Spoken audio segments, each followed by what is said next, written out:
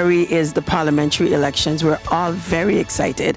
And Chris Wever, you are definitely on the docket. You're ready to go. Yes, I've been ready to go. Since I left the office, it's always been on my mind, and I have so much more to offer. I was there for a short time, but I think in a short time I proved myself to be able to be capable and able to do the job. So now I'm waiting to do more for the people of St. Maarten. We're at a crucial time right now. I think there's a crossroads, and you hear it a lot in the community as well, that this is a time that people need the change and are open to the change. They don't want the same old politics as we know of in the past, where persons come around just for election time. They want to be able to see their politicians, to be able to know their politicians. And for me, being a person that's always been in touch with the people, I think this is the campaign where people will find out more about me, who I am, but also know that I have the same number now that I had before, and I will continue to have after. We say in St. Maarten, as you know, who you're for. Tell me a little bit about your parents. Let's start there. Yeah, well, my parents are very active in the community as well, as persons might know, with the different social clubs, like the Rotary Club. They're right now also busy with the Diabetes Foundation. And based on that foundation, I think it has served me well as a person that I am, always looking to serve and always looking to put the people first and give them a voice, So who is Chris Wever? Well, what you see is what you get, basically. Persons that know me personally knows that I'm the same person. When I'm home, when I'm out, when I'm at a job, I have your full attention, and I'm there to listen to you and really listen and see what can be changed. And yeah, for me, it's more. This is the time, as I said, and I studied. Yeah, I grew up here on St. Maarten. I played sports, played with national football team on St. Maarten as well.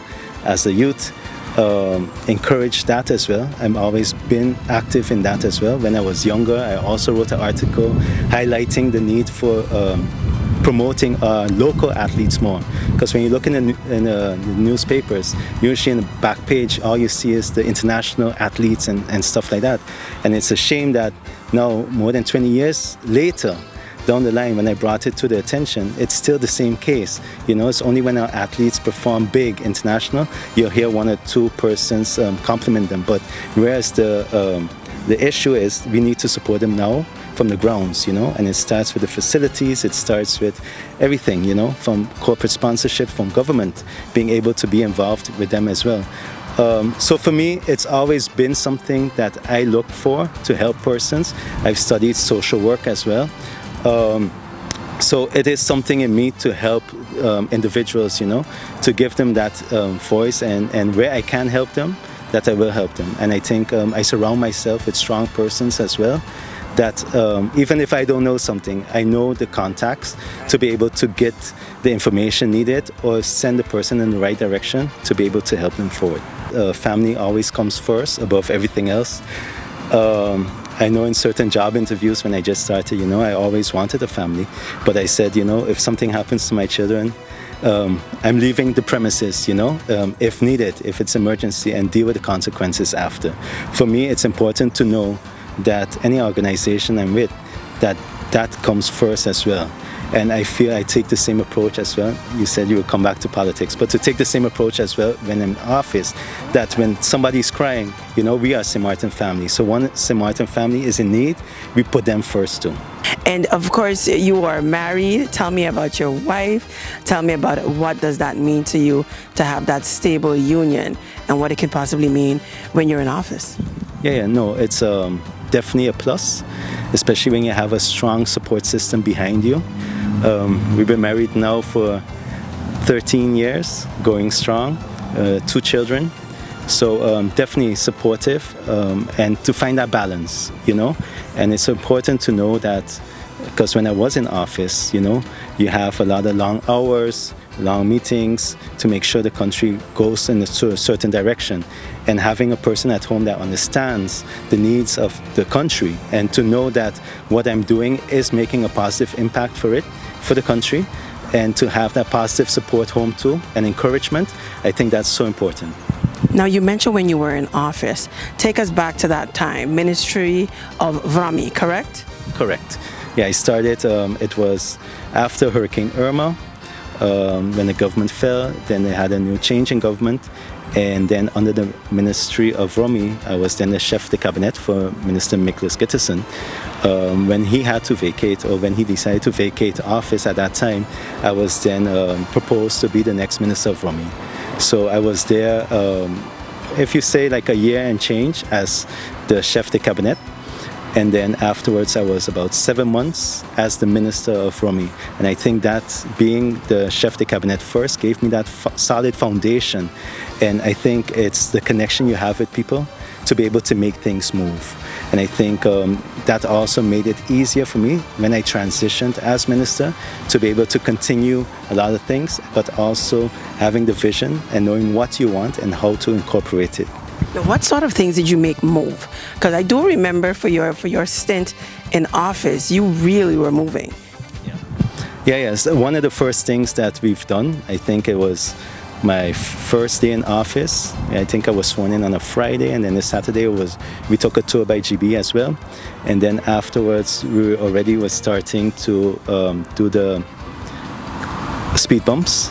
I think that was so important because there's so many schools alongside the road. I'm not talking just about the public schools that are there or the private schools, but you're also talking about the early stimulation schools as well.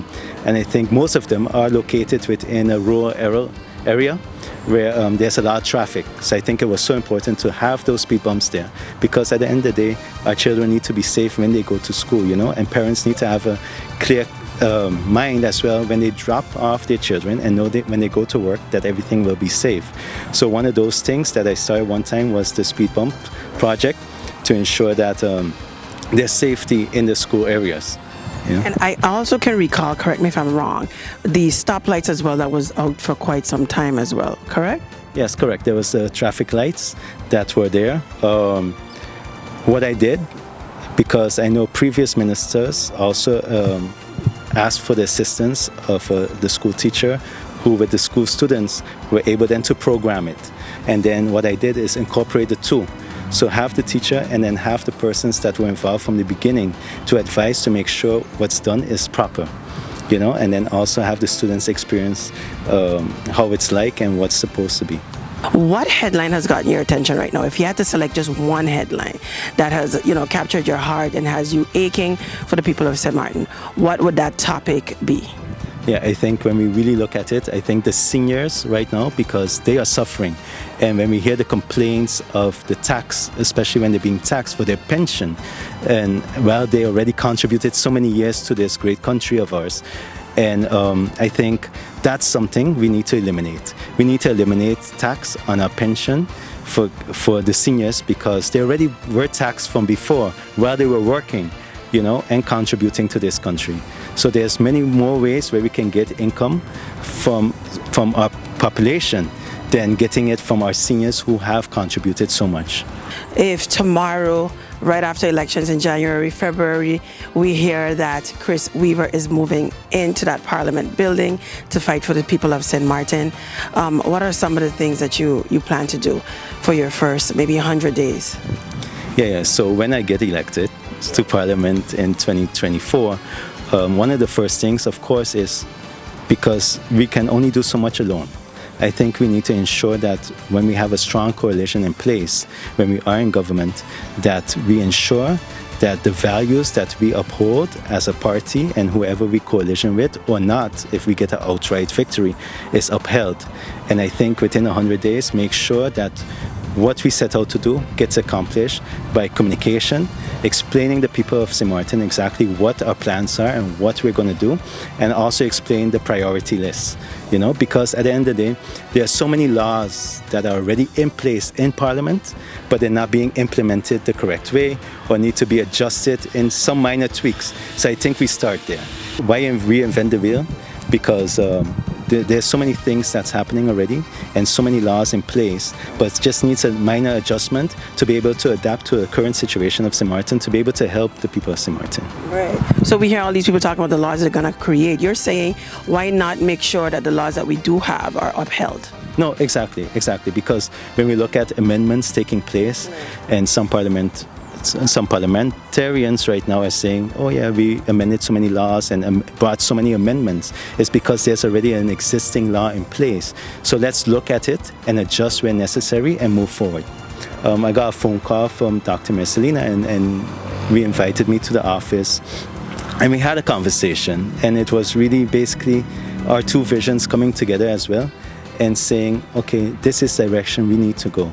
So being there from the beginning as well and ensuring that the vision of the party, from the leadership to deputy leader, which I am, trickles down to the rest of the party as well, to ensure that why we started this party remains the reason why we keep moving forward. Being in government for 7 months, to think about it, I've worked with all the big parties, the existing parties already, because I came in with the UD Christian Party, and then afterwards they kept me. Well, we was with the USP National Alliance Coalition at the end, and there's certain things there, I didn't feel too comfortable with saying that it wasn't me. I didn't feel myself included within the structures of those parties. So based on those principles as well, when Dr. Mercelina and myself sat, we're like, okay, but these are the things definitely we do not want to mimic from other parties. These things we need to stay away from, and this is how we want to move forward. When we hear persons preaching integrity the whole time, it's like when a thief says, we're not going to thief. You have to be so cautious when persons spill out certain words or certain religious phrases. We have to be very cautious, especially when it has to do with government, because at the end of the day, if I have to remind the public all the time about integrity by my words and not by my actions, that means we have a serious problem. Do you think we have a serious problem today, Chris? I think so. If we look at the High Councils of State, we have reports from the Ombudsman, we have reports from the Integrity Chamber as well, which all reflect negatively on what's been going on in this country. I think there's hope, though, when we choose to go a different road and make sure that have the right parliamentarians, right people in the right seats. There's a lot of talk about the government-owned companies. There's the hospital, there's the airport, there's NVGEBE, there's the port, St. Maarten. What exactly do you intend to do when you touch the floor of Parliament? Are you going to get answers? Yeah, I think at the end of the day, the government-owned companies are shareholder of the government. The Council of Ministers are the shareholders. Before, it used to be the individual ministers who were assigned different government-owned companies, but that changed within the Leona Maarten days cabinet, where it was approved to put them as one, and the Council of Ministers. And then the thing as a parliamentarian, we need to now hold government accountable.